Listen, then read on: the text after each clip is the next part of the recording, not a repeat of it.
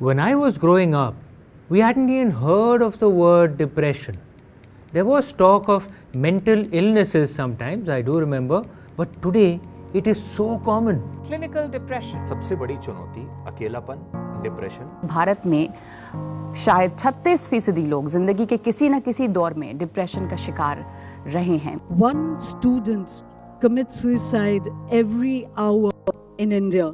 Particularly among the young and even more among those who are better off, just like in the West. The depression rates here in the US are at record highs. Yeah. Pandemic triggered a wider need to have open conversations around mental health. And anxiety. And the numbers just keep going up. According to a 2021 report by the World Health Organization, about 56 million Indians suffer from depression and 38 million Indians suffer from anxiety disorders, with a significant portion being young adults and adolescents. UNICEF in 2021 revealed that around 1 in 7 of 15 to 24-year-olds in India reported often feeling depressed or having little interest in doing things. This is troubling. What is going on? And what can be done about it? Let's explore this burning issue.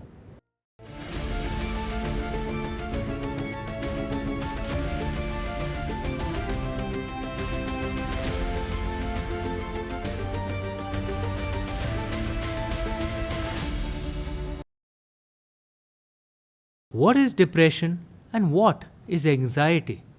Dr. Erika Commissar calls depression a preoccupation with past loss and anxiety a preoccupation with future possible loss.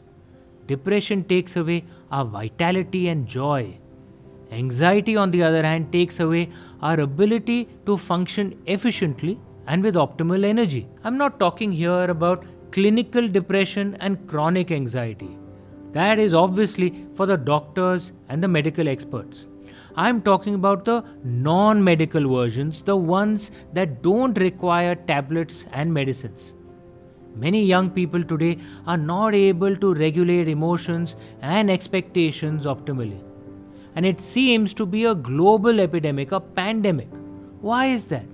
What changed between my generation? I'm 50 years old, so what changed between my generation and the younger generation? One big element that is there, it's a pervasive element in young people's lives today, is social media. Thank God it did not exist when I was growing up. I feel for young people today. You know what they say? Virtue is the absence of opportunity. It is very easy for us older people to moralize about how we were so much better in our youth. But where were the temptations at that time when we were young? And in any case, aren't many of us from my generation also addicted to Insta or X or YouTube or even WhatsApp messages on our phones? What do we expect from the youth? Sainthood? How many of us are really wanting to grow up deep inside? Let's be honest. Platforms like Instagram, TikTok and Snapchat are the new public squares. Thankfully, TikTok at least is banned in India. But they shape perceptions and expectations, even body image and personal success. They isolate a person and cut them off from social connections, real social connections, the face-to-face social connections. And all the time they give you a false sense of an online community. Social media has its uses, yes, I will not deny that. It is a platform for connection, for information, for dissemination of ideas and thoughts. Look at me, reaching out to you guys right now through social media. So there are some uses, no doubt. But equally, no doubt, it is a double-edged sword that can cut deep into our mental well-being. Particularly if we have an excess of social media in our lives. The curated, picture-perfect snippets that we see on Instagram often create a false narrative about other people's lives. Everyone else seems to be having far more fun than me. That's what many of us end up thinking. This can be seriously harmful, especially to an adolescent mind, more than we often think, more than we often account for.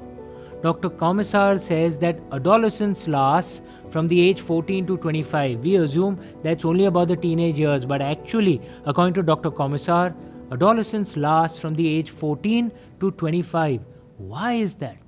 because she says our neofrontal cortex, the part of the brain that is the seat of calm perspective and reflection, our ability to see the bigger picture.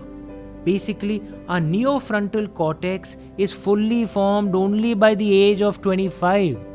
So, in adolescence, that is between age 14 to 25, the tool in our brain, the neofrontal cortex, that lends us a calm perspective is itself under construction, so it's not able to help us.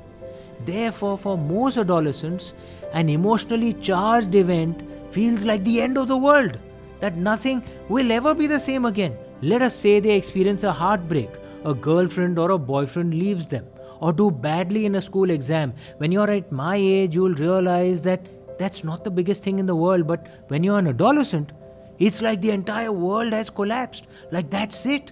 It'll seem as if their life is over.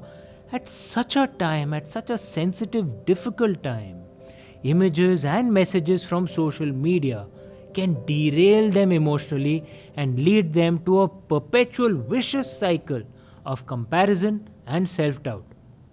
Social media promises connection and recognition, but there is a hidden trap, a relentless hunt for validation from those like buttons and comments. A study of the Royal Society for Public Health found that social media platforms like Instagram and TikTok are linked to increased anxiety, depression, bullying, and FOMO. For the boomers among you, I'm a Gen X, but for the boomers among you who may not be aware what FOMO means, FOMO is a cool young person word for fear of missing out. Even I discovered this quite recently. And there's another word that I had heard called JOMO, that is the joy of missing out. A niece told me about this, where she stays away from social media and constant online updates and actually just experiences the joy of missing out, just sitting in a relaxed state, coming back. Social media makes us neglect the present moment. Depression, as mentioned earlier, is actually about the past, and anxiety is about the future. But what about the present moment? You know, that beautiful sunset, celebrating the festivals on the street and watching your son dribble the basketball flawlessly from his side to the other side and scoring a goal. I've seen that very often. That family dinner table banter instead of these constant online updates. I mean, you have this wonderful plate in front of you, you have your family sitting next to you. Rather than talking to them and enjoying your food, you're actually taking photographs and posting that on Instagram. Okay? Is that really what life is about? If you involve yourself in the present, you'll actually enjoy the present moment a lot more and be less depressed or less anxious. And okay, I will make a confession here. I used to be a Twitter addict. I wasted at least 30 to 45 minutes per day on Twitter daily. Now it's called X, until very recently. I didn't post much, but I liked reading different points of view. It helped, discover new books or things that I would like to read or points of view that I'd like to explore. My wife said to me that I'm quenching my thirst by drinking salt water. The more I consume, the more I will thirst. Particularly what she was worried about is that I may start getting affected by the constant anger on X. I don't know if you felt that. There's always constant anger and outrage on X. So I stopped. I mean, not completely, obviously, but I've actually reduced that quite a lot. I watched a very interesting documentary last year called Social Dilemma. It's a must-watch. Seriously, if you guys haven't seen it, please do see it. They mentioned this term called Snapchat dysmorphia. I hadn't heard of it, have you? I mean, at least I hadn't heard of it, to be honest. The term was coined by a British cosmetic surgeon called Tijian Isho. It is wanting to look like a filtered Photoshop version of ourselves and going in for surgery. That's what Snapchat dysmorphia means. Children and teenagers are going in for it in droves, apparently. What our tribe thinks about us has always mattered to us. That's what we human beings are, social animals. But earlier this tribe used to be just a few people, maybe a few tens at max, maybe 100, 150. But now this tribe is millions and millions of online people. The pretend tribes, because they don't really know you, right? But the social approval of this pretend tribe is being sought every couple of minutes through those like buttons. It is driving children up the wall. It is driving adults off track. Many people are chasing unrealistic beauty ideals of the Instagram body with perfectly toned muscles and slim waists and geometric facial features. Usually, this is achieved with a lot of fine filters and technological tools. That's on the picture, of course, but you may go in for surgery to look like that in real life. People don't often read Twitter X to learn something. I'm sure you guys know that. They just read it to outrage and start attacking others. These very same people who are outraging and attacking others so viciously on Twitter or X, they wouldn't do this if they met people, those very same people that they are outraging against, if they met those people face to face in real life.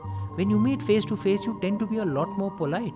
There's something about Twitter X where you just say the most crude and rude of things to someone else. Influencers on social media showcase endless happiness, right? The way they show their Instagram feed is like life couldn't be better. We all know that is not the way the real life works, right? We all know that. Real life has its ups and downs. Nothing is ever picture perfect. And all of us, we are comparing ourselves with illusions that people put up on Instagram and feeling empty and lonely. Surely, likes and comments cannot determine our self-worth. Or can they? Why do we crave social media validation so much? The documentary Social Dilemma talks about the way algorithms are created by these companies to almost train us with dopamine hits.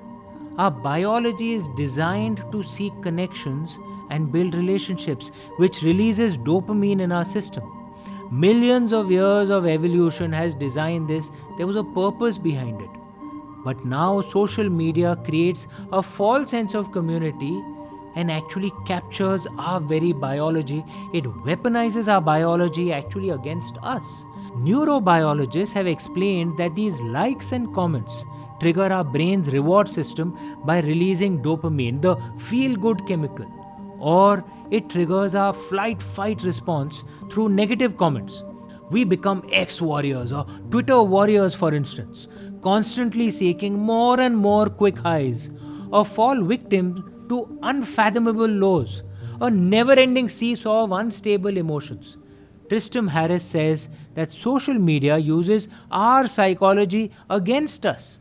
He should know. He was on the design team that created the Gmail inbox. Today he's called the conscience of the Silicon Valley. It's very interesting to read that many tech CEOs do not allow their children on social media. Very interesting.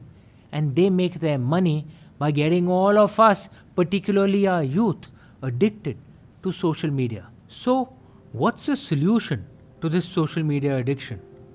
Firstly, I'm not saying that all of us need to delete our social media accounts and throw away our smartphones. I mean, that's not practical. Obviously, I'm not suggesting that. But we should limit the amount of time we spend every day on social media. Even more importantly, family and community as support systems have probably never been more important. Honestly, in India, the family never quite went out of fashion. Thank God for that. As individuals, we are all deeply embedded in our family structures, and yet there has been a change. Life has become too fast, perhaps. In my family, for instance, we are a very close-knit family, but with all the traveling and the crazy busy schedules, even family meal times are not a regular ritual anymore. I remember those family meal times of my childhood, the deep discussions, the frequent visits of buas and mausis and mamas and chachas, the cousins. We had so many cousins, we did not even call them cousins. They were our brothers and sisters. They still are. And my siblings and I, my brothers and I, we're still striving to create those bonds between our children, that they shouldn't see each other as cousins. They're actually brothers and sisters. We try for that. Festivals were about the extended family and friends. School friends, building friends, children of our parents' friends. Do children still go down from their buildings and play in the evening? I know I don't see it as much as I would like to in our complex. Because our children just shuttling from classes to classes, or worse, sitting in their rooms with their phones, watching God alone knows what. I don't know, but is that really healthy? Research indicates that strong family connections act as a buffer against loneliness and depression, conditions more common in individualistic societies like in the US and Europe. And yet, we Indians are increasingly falling into the trap of a Western lifestyle, focusing on personal independence, atomized families, and isolated lives. Community bonds are weakening, if not completely severed. We have a cultural remedy, our enduring family values, our ancient way of life. I pray we do not lose this. Look, I won't deny it. Nostalgia is always sweet, especially as we grow older. I'm 50 years old. I guess more of my life is behind me than ahead of me. Nostalgia is very sweet, but we cannot turn the clock backwards. We cannot uninvent social media. It'll always be there. It is there and it'll always be there. But we can control how much time we spend on it. Then we can avoid the jealousy often triggered by Instagram and the anger that often comes with too much Twitter or X. Mental health is an issue that must be discussed though, both within families and communities. In India especially, we must break the stigma surrounding mental health struggles and talk openly about it. These are not personal failures of parenting and family dynamics so much as a sign of the times that we live in. Youth pressures are very, very real. Competition is backbreaking and opportunities are never enough. Remember, Dr. Erika Commissar said that depression often revolves around past losses while anxiety focuses on fear of future circumstances. She's written a book called Chicken Little, The Sky Isn't Falling. It is about the challenges that adolescents face today and how it can be navigated. Too often we read about young students falling into depression and sometimes taking drastic steps like committing suicide due to an academic stress or exam stress. According to the National Crime Records Bureau in India, over 12,500 students commit suicide. Approximately 34 students end their lives each day. We need emotional support systems for them urgently. Adults must step up to the plate. Adolescents need emotional handholding, and as adults, we must make ourselves available, lend perspective beyond immediate upheavals, help them realize that the world is not just falling apart just because you didn't do well in your exams or your girlfriend or your boyfriend left you. Help them regulate their emotions with love, help them grow up emotionally in some sense, help them handle the ups and downs of life. Once they are over 25, when the neofrontal cortex is well developed, they'll do it by themselves and they'll help others, their youngsters, through them. That's what passing forward means, right? Technology and social media have greatly enhanced our lives, and no doubt about it. I would not be talking to you right now otherwise if there was no social media, there wasn't this technology. But it has also complicated lives immensely.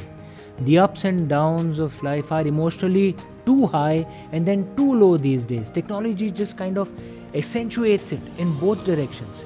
We need our time-tested, age-old wisdom to guide us. Let us consciously strengthen our family ties. And I'm not just talking about the immediate nuclear family, but also our larger family network. American author Jess Scott said that friends are the family we choose. We must cherish our friendships. Quality time is important, but so is quantity time. Meet your friends regularly, especially the ones you went to school with. If possible, the ones you went to kindergarten with, and trust me, your followers on Insta and Twitter and Facebook and Snapchat, they are not your friends. Your friends are those who you can call at 12 midnight for help and they'll pick up the phone. And we must talk about mental health as well. Find some safe space in which you can unburden your feelings and channel even your most negative thoughts. Get them out of the system. Do not keep that junk inside where it'll just, become more and more toxic. But before talking though, we must develop our listening skills as well. Be an active listener, a deep listener. If you love someone, listen deeply to that person. And trust me, The best dopamine hit is spending time with someone you love. It's not those, silly likes on your social media feed. It is spending time, quality time and quantity time with someone you love. So I'm off to spend time with my son Neil and get my dopamine shot, the best shot that I can get. What are you going to do? Leave comments below, and don't just leave comments. Actually go and do it. Namaste. So this was the Immortal India podcast with me, Amish. If you enjoyed this episode, like and share it, please.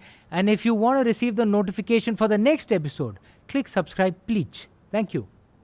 This podcast is supported by the Dilip Piramal Foundation. The Dilip Piramal Foundation is an initiative by renowned industrialist Dilip Piramal to support dharmic causes across India and the world. In this aim, the foundation has supported art galleries, documentaries, dharamshalas, education, and many other such initiatives.